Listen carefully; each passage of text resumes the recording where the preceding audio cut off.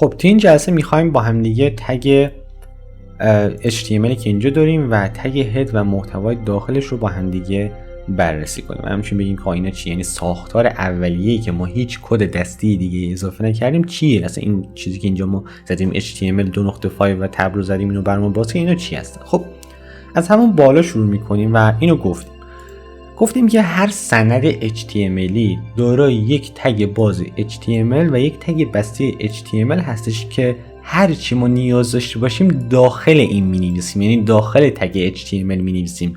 خارج از این چیز دیگه ای نداره، مثلا نمیشه تعریف کرد چون دیگه اصلا HTML حساب نمیشه. پس هر عنصر و المنت و تگی بخوایم بنویسیم داخل این تگ HTML هست، داخل تگ باز و بسته HTML. خب داخل تگ HTML ما دو بخش بیشتر نداریم، یک بخش هد هستش و یک بخش بادی هستش.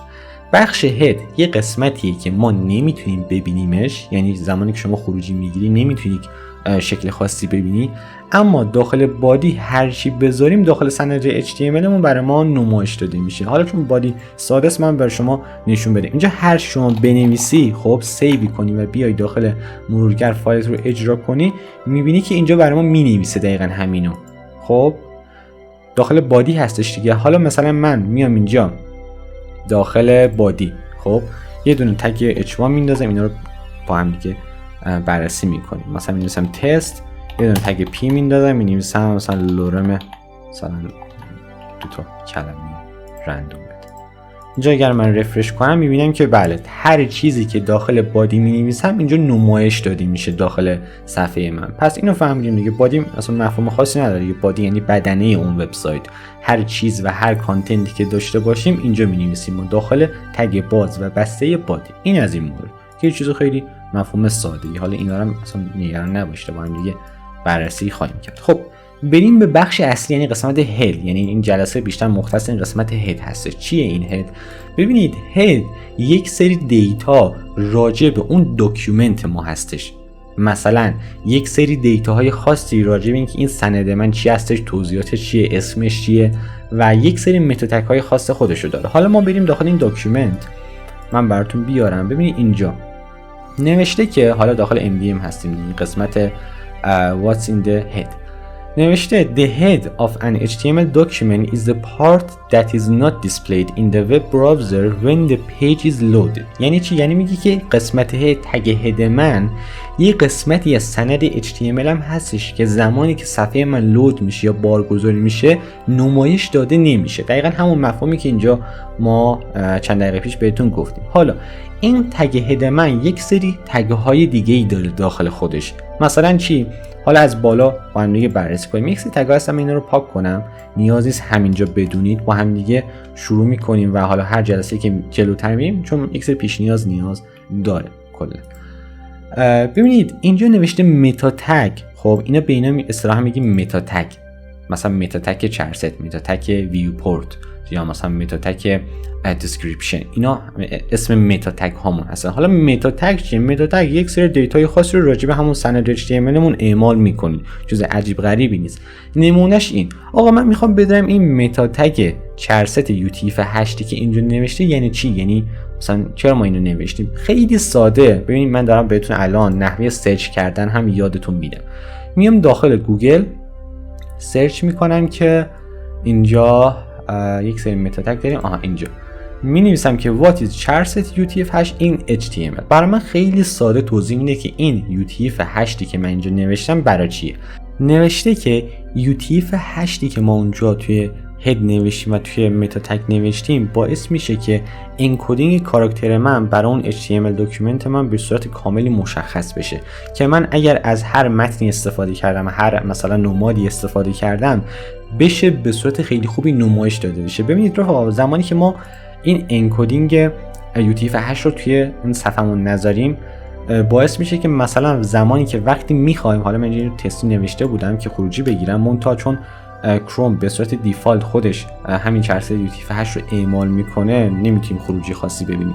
اگه اینو نداشته باشیم توی برخی از مرورگرها باعث میشه شما مثلا متن فارسی میخوای بنویسی، عربی میخوای بنویسی یا مثلا یک نماد خاصی استفاده کنی، به خوبی نمایش نده و یک سری اشکال خاصی رو بذاره. حالا نمیدونم دیدین یا نه، بعضی وقتا مثلا فارسی مینویسی میبینید یک سری اشکال مثلا خاص دیگه ای مثلا یه زبان خاص دیگه است که برای شما خروجی میگیره. این باعث میشه که به خوبی ما بتونیم اون محتوایی که داخل صندوق HTML مون می‌نویسیم، حالا میخواد فارسی باشه، یک سری نماد خاصی باشه، به صورت خیلی خوب و درستی نمایش داده بشه. که حالا مثلا توی کروم ما اگه اینم پاک کنیم مثلا فرقی نمیکنه عملا، چون که خود کروم میذاره، معمولا مرورگرهای سطح بالا میذارن اینو.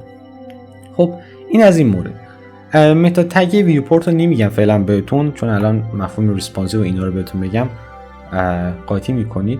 و میایم اینجا گفتیم که تگ هد یک سری اطلاعات راجع به داکیومنتمونه دیگه، درسته؟ مثلا این تگ متایی که اینجا داریم چرخه UTF-8 یک سری دیتا راجع به همون سند بود دیگه، سری مثلا کانفیگی و تنظیماتی راجع به همون سند بود که ما اومدیم مثلا با این UTF-8 باعث شدیم یک سری انکدینگ درستی انجام بشه. حالا همینطور که گفتیم اطلاعاتی راجع به سند، خب اینجا یک تگی داریم اسم تگ تایتل، اسمش رو شده تگ تایتل، مثلا میگم تایتل قسمت، عنوان یه صفحه. توی تایتل شما هر چی بنویسی همون تایتل و عنوان اون صفحه است. حالا یه مثال بهتون نمایش بدم. ببینید زمانی که شما داخل هر سایتی میرید، مثلا اینجا ببینید اینجا چی نوشته، خب این تایتل منه، یا مثلا اینجا اینو نوشتی این تایتل اون سایت حساب میشه، یا مثلا توی این صفحه هر صفحه‌ای هم میتونه تایتل مختلفی داشته باشه. مثلا شما داخل سایت دیجیکالا بری، صفحه اصلیش تایتلش یه اسمه، مثلا داخل پیج یک محصول خاصی برید یه اسم دیگه اینجا میاد. خب مثلا اینجا تایتل صفحه HTML متا تگ هستش، درسته؟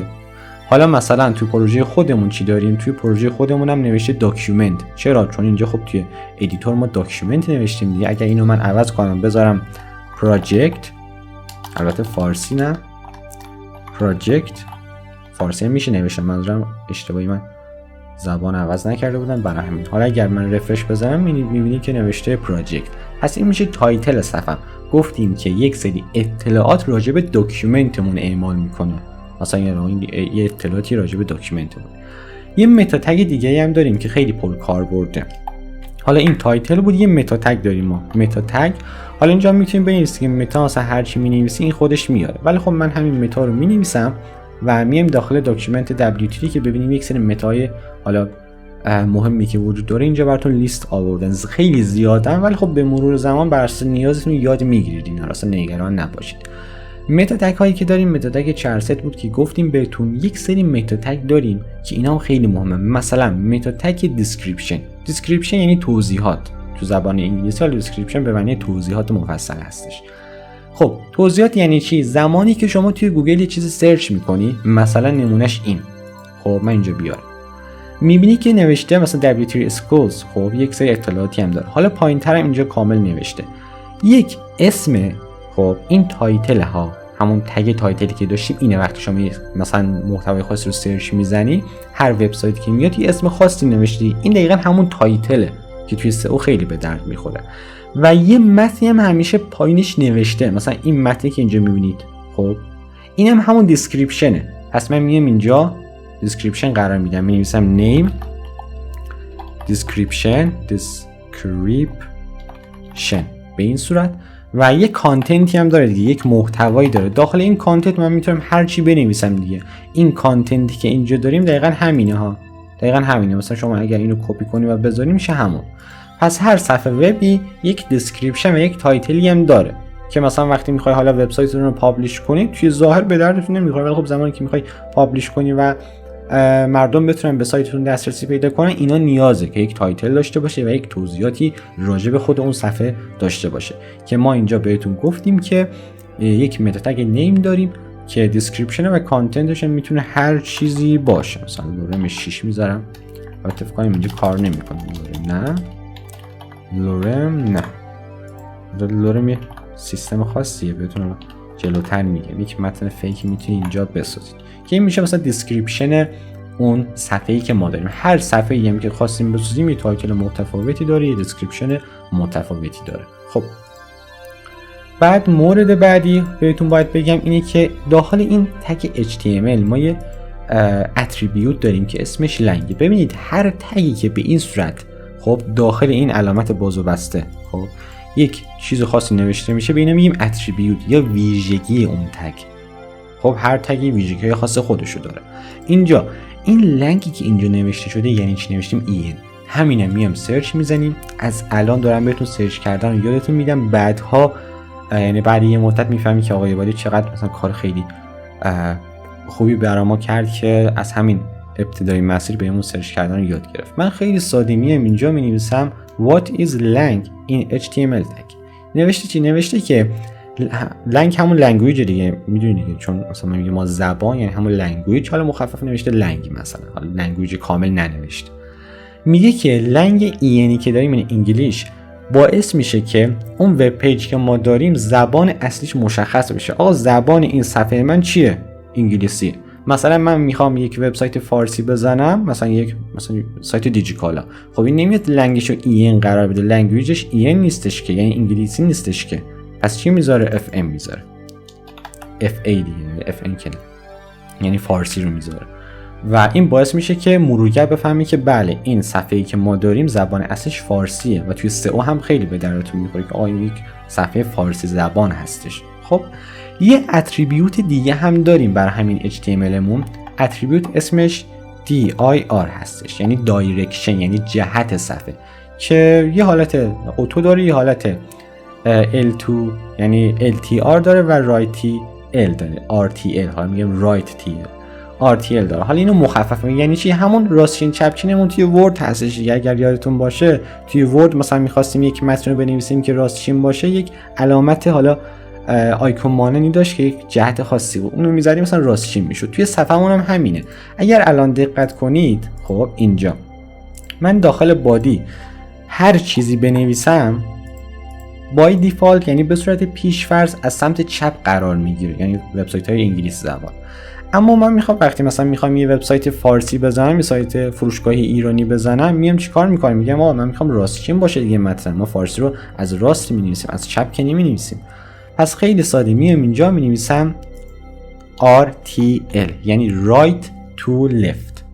خب یعنی راست به چپ دیگه، راستچین بشه دیگه به اصطلاح. right to left میگن، left to right هم داریم که همون چپچینه که به صورت اتو قرار گرفت، یعنی بای دیفالت قرار گرفت. حالا اگر من اینو سیو کنم و بیایم اینجا و رفرش بگیریم، میبینیم که از سمت راست این بار قرار میگیره و دقیقاً اینم سرچ زدیم دیگه. اینجا خیلی ساده فهمیدیم که این حالا یعنی به اصطلاح اینجا من براتون بیارم کنم سرچ کرده بودیم، آره دیگه، dir attribute in HTML تگ بزنید خیلی ساده براتون میاد. یک اتریبیوت، یک ویژگی دیگه است برای تگ HTML که باعث میشه که اون جهت صفحه‌ای که داریم، دایرکشن صفحه‌ای که داریم مشخص بشه که آقا صفحه‌مون راستچینه یا چپچین هستش. خب اینجا توی W3 Schools یک سری متا تگ های مهم وجود داره، اینا رو حتما مطالعه کنید. ببینید پیجایی که من اینجا باز میکنم، حتما بعد از انتهای ویدیو برید این صفحه رو یک مطالعه کلی داشته باش، چون قرار نیست همه چیزا رو من اینجا بهتون بگم و قرار یک دوره جامع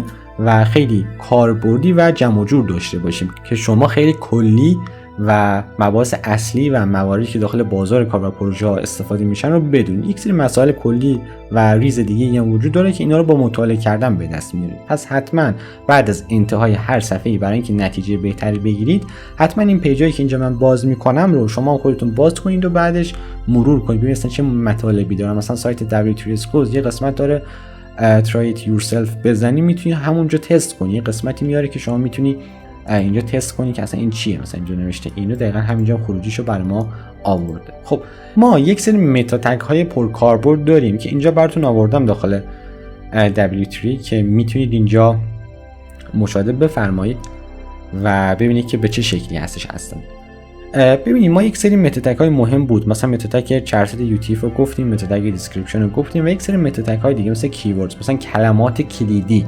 آقا این صفحه من مثلا یک وبسایت فروشگاهی است، کلمات کلیدیش مثلا میتونه چی باشه؟ مثلا خرید موبایل، مثلا موبایل جدید، موبایل ارزان، موبایل گران قیمت، مثلا پرچم دار، هر چیزی. اینا میشن کلمات کلیدی اون وبسایت که توی SEO به درد میخوره. گفتم دیگه متا تگ ها یک سری دیتا و داده های مختلف راجع به همون صفحه است. این چیز عجیب غریبی نیست عملا که رفته رفته با همدیگه بیشتر آشنا میشیم راجع به اینا. خب شما هم حتما اینا رو مطالعه کنید یک بار و ببینید مثلا الان همش آورده یک سری مثالهای خاصی آورده برای دیسکریپشن، برای نویسنده مثلا اون صفحه، یک سری جزء هستن که مثلا بعضی استفاده میشن بعضی استفاده نمیشن. خب و اینکه همینا بودن و همین صفحات رو مطالعه کنید. چرست رو گفتیم، لنگویج رو گفتیم، متد تگ هد رو توضیح دادیم بهتون و ساختار کلی یک سند HTML رو فهمیدیم. از جلسات بعدی وارد مباحث اصلی HTML میشیم که همون تگ هاست. کم کم شروع میکنیم داخل بادی تگ های مختلف، تگ هایی که بیشتر نیاز داریم و مباحث مهم رو شروع میکنیم به گفتن. بریم برای جلسه بعدی.